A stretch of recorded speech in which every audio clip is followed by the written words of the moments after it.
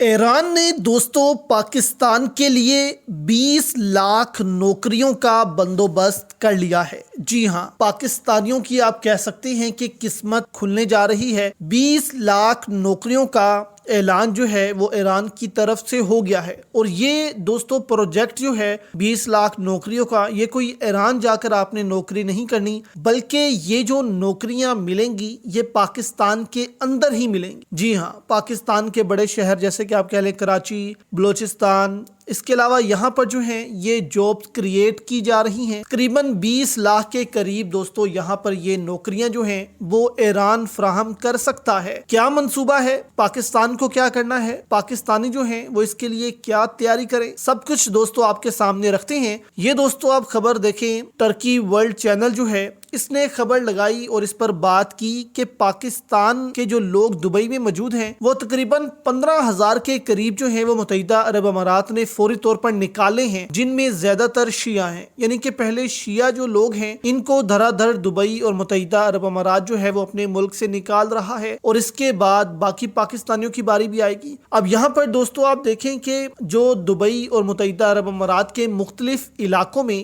پاکستانی رہتے ہیں ان کی تعداد کتنی ہے؟ وہ بھی تقریباً 18 سے 20 لاکھ لوگ ہیں جو ہر سال 7 سے 8 ارب ڈالر کا زر مبادلہ پاکستان بھیجتے ہیں اپنے پیاروں کو، جس سے پاکستان کی معاشی حالت بھی بہتر ہوتی ہے۔ تو یہ جو پیسہ ہے دوستوں یہ پاکستان کے لیے بہت زیادہ اہم ہے، لیکن اب ان سب کی نوکریاں خطرے میں آئی ہوئی ہیں، کیونکہ ایک تو متحدہ عرب امارات پاکستان سے ناراض ہے، اور دوسرا متحدہ عرب امارات اندر سے بھی ٹوٹ پھوٹ کا شکار ہے۔ تو یہاں پر دوستوں پاکستان کے پاس اس وقت دو منصوبے ہیں۔ ایک تو یہ کہ پاکستان یہ جابز جو ہے وہ کریٹ کرے، دوسرا پاکستان جو ہے متحدہ عرب امارات جو ٹوٹ پھوٹ کا شکار ہے اس کا فائدہ اٹھائے۔ یعنی کہ پاکستان سے دشمنی جو ہے وہ ابو ظبی کے امیر کر رہے ہیں جو وہاں کے صدر ہیں۔ باقی ریاستیں جو ہیں وہ اتنا پاکستان کے خلاف نہیں ہیں، وہ اپنے ہی صدر کے خلاف ہیں کہ اس کی پالیسی جو ہے وہ اسرائیل نواز اور مسلم دشمنی پر مبنی ہے۔ ایران کے ساتھ اور پاکستان اور سعودی عرب کے ساتھ ہم بات چیت سے بھی معاملات حل کر سکتے ہیں جس سے ہمیں زیادہ نقصان نہیں ہوگا، لیکن متحدہ عرب امارات کا جو صدر ہے وہ کہتا ہے کہ بس جو میں نے کہہ دیا وہ ہوگا۔ اب یہاں پر دوستوں آپ سمجھیں کہ یہ جابز جو ایران کریٹ کر رہا ہے وہ ہوں گی کیسے؟ اب یہ جو 15,000 دبئی سے لوگ نکالے ہیں، آنے والے عرصے میں اگر یہ 20 لاکھ لوگ بھی نکلتے ہیں اور یہ پاکستان آ جاتے ہیں تو ظاہر سی بات ہے دوستوں کہ پاکستان کے پاس تو پہلے ہی جابز نہیں ہیں، جو پاکستان کے اندر لوگ ہیں